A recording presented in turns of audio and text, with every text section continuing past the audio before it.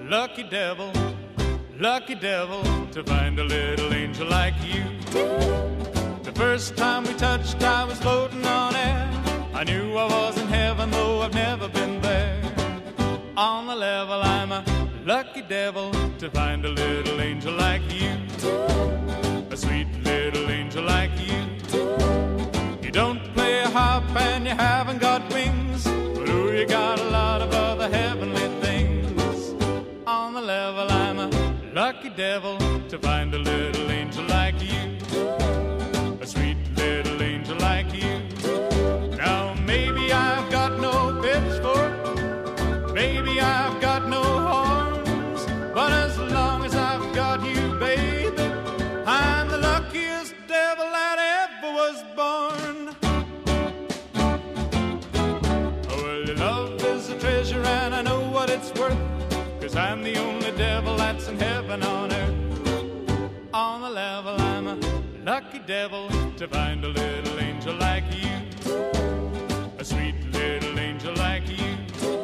Now maybe I've got no pitchfork, maybe I've got no horns, but as long as I've got you, baby, I'm the luckiest devil that ever was born. Oh, well, your love is a treasure and I know what it's worth, 'cause I'm the only devil that's in heaven on earth. On the level, I'm a lucky devil to find a little angel like you. A sweet little angel like you. Sweet little angel like you. The first top 30 hit in the UK back in 1960. It was Lucky Devil by Frank Ifield, and I'm delighted to say that I'm joined on Golden Brown now, live from Sydney, Australia, by the man himself. I was going to say good morning, Frank, but actually it's good evening, isn't it? It's good evening here, but it doesn't matter because I'm used to doing everything at all times of day. It's been a long time since I heard that one, Lucky Devil. Well, yes, I was going to ask you about that one because you must have recorded that when you were still pretty young. Well, actually, what had happened was I'd come over to Britain in 1959, and by 1960 we had that hit, but it wasn't a very big hit. It was a top 30 hit, actually. I think it made number 30. Was it 30 or 32 or something like that? 22 it made. Oh, 22. Oh, it even went up higher than I thought. Well, what happened was that opened the doors for me. I remember I was working with a guy called Dwayne Eddy. Yes. And from him, working with him, we were working at Finsbury Park Empire, and my next contract was to work at the Empire Circuit, and I started off in Glasgow. I remember that ages ago, and that's the only song I had at that time, Lucky Devil. Yeah, because actually following that one, I think I'm right in saying you had 6 singles released in the UK, but none of them really made the charts. Nothing very big up until 1962, which is right at the very end of my contract. It got to the stage where the contract was running out very fast, and they said, unless we get a hit, that's it. And in fact, it was just that moment we came up with the right format, with the right hit, because I Remember You. And I suppose the man that made it for you was Norrie Paramore. Exactly. Norrie was a genius. He really was, you know. He'd had so many hits for so many people. And it was just a very lucky thing for me that I managed to come across Norrie Paramore, because he made me, I reckon. The funny thing was, when I sang that song, I Remember You, to him, he looked a bit askance at me and said, you know, he remembered that as a jazz song. It came out from a film called The Fleet's Inn, which was back in 1942. And it was the flop song of the film, but it became a jazz classic. And when I sang it to him, he looked at me and he thought, what the heck have you done with it? You know, and I put this yodel in, and he said, where did that come from? That's what we've been looking for. Anyway, so he went away, worked on it, and he rang me that night, and he says, I think we've got a hit here, son. He said, it's got the jingle of money attached to it. And, you know, he wasn't wrong, because it spent 7 weeks at number 1 in the UK and sold 1 million copies. It was quite incredible. It was more than what I came out to Britain initially, Hugh, to play the Palladium. That's what I really wanted to do. That was my big dream. It wasn't actually making records. I'd been making records for 10 years before that in Australia. But, I just regarded records as a bit of a sideline. Then all of a sudden with a major hit on my shoulders, and I didn't realise it could be that powerful, but it was the records that actually opened the doors for me to work the Palladium. And surprisingly, perhaps, Frank, it also was a huge success in America when it peaked at number 5. It was actually, that was incredible. It actually went up higher in one of the charts, actually. It went to number 3 in one of the charts. But what had happened was that I was being released out there on Capitol, and Norrie wasn't very happy with the fact that Capitol was sort of sitting on it, doing nothing. So he found another company out there by the name of VJ Label, and he got them to release the record, and that followed up the only act that they had before me was a group called Frankie Valli and the Four Seasons. And of course, they had, I think that the big hit at the time was Big Girls Don't Cry. Then I followed that up with I Remember You. So they had 3 major number 1 hits, or top 10 hits certainly, going for them at that stage. And they said to me, listen, when we bought your record over from EMI, we got as a job lot a group, and I was wondering whether you would like to record with them over here, because they're not known over here, and you've got a few hits now. And that group, of course, was the Beatles. They'd never been heard of in America at that time. We'll talk about more about that in a second, but first, let's have another listen to I Remember You.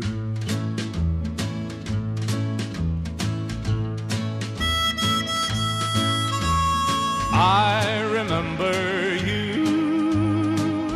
You're the one who made my dreams come true. A few kisses ago, I remember you. You're the one who said I love you too. Yes, I do, didn't you know? I remember too a distant bell and stars that fell like the rain out of the blue. And my life is through, and the angels ask me to recall the thrill of them all. Then I will tell them I remember you. I remember too a distant bell and stars that fell just like the rain out of the blue. When my life is through and the angels ask me to recall the thrill of them all, then I will tell them I remember, tell them I remember, tell them I remember you. 7 weeks at number 1 in the UK. In the summer of 1962, for my special guest on Golden Brown this morning, it's Frank Ifield. Frank, it's a great track, still sounds fantastic almost 50 years later. One of the secrets of it, one of the bits which I think makes it work so well, is that harmonica solo on it, and I believe that's by a chap called Harry Pitch. That's right, it was Harry Pitch who actually played on the session. But the interesting thing was how that came about in the first place, because I was doing a show around with a guy called Bruce Chanel, who had a song called Hey Baby. Do you remember that one? I do, yeah. Play it regularly on the programme. Well, now, when I was working with him, I watched his show from the side because I just loved that song he did, that Hey Baby. It was so raw, such a great sound. And there was a guy playing harmonica behind him, and I was so enwrapped by the sound that he was making that I thought, that's exactly what I want behind my record. That's when I went back to Norrie and said, we need a harmonica in this. And that's how that came about. It's amazing, isn't it? It is. And just by listening to that guy play. A fascinating fact about Harry Pitch is that he also played the harmonica on a very well-known British television theme tune, which is Last of the Summer Wine.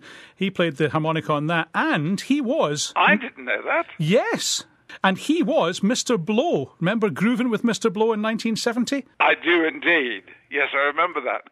But I remember also The Last of the Summer Wine, because that was one of my favourite programmes. Well, he played the harmonica on it, so there you are. I've taught you something today. You certainly have.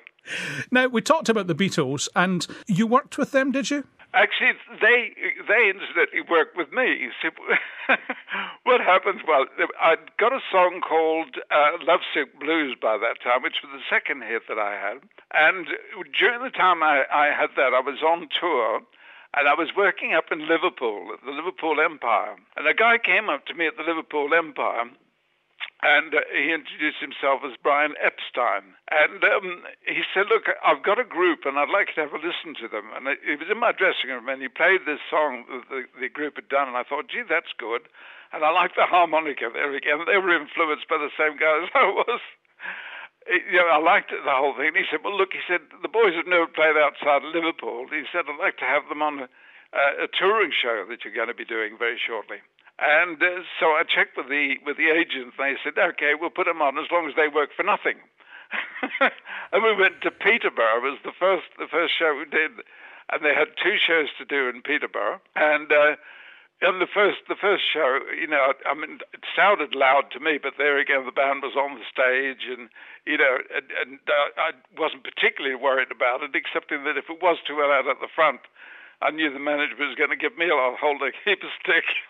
And that's what happened, actually.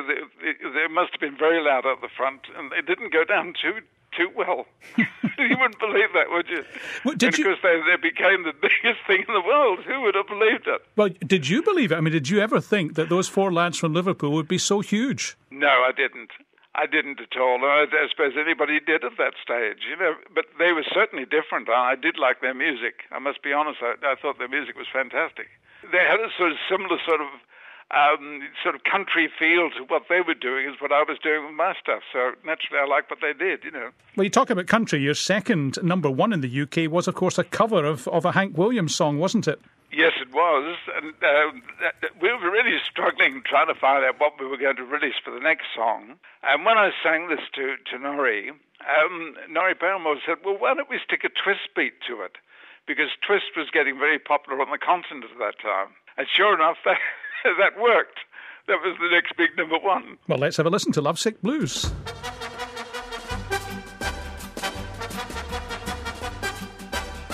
I got a feeling called a blue, oh, since my baby said goodbye. And I don't know what I'll do.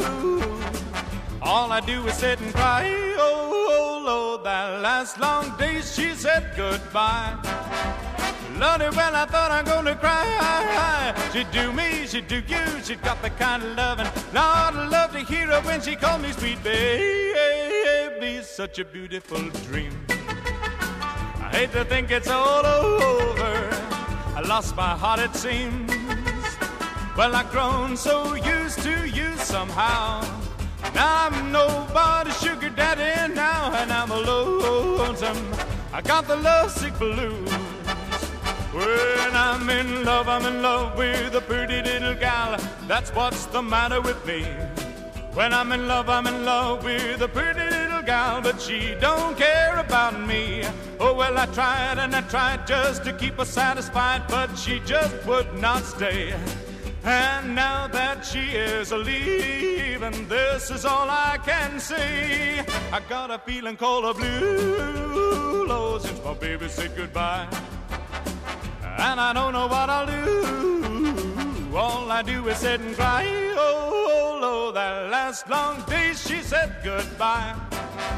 Lordy, well, I thought I'm gonna cry. She do me, she do you, she's got the kind of loving. Lord, I love to hear her when she called me sweet baby. Such a beautiful dream. I hate to think it's all over. I lost my heart, it seems. Well, I've grown so used to you somehow that I'm nobody's sugar daddy now, and I'm lonesome. I got the lovesick blues. Well, I'm lonesome. I got the lovesick blues.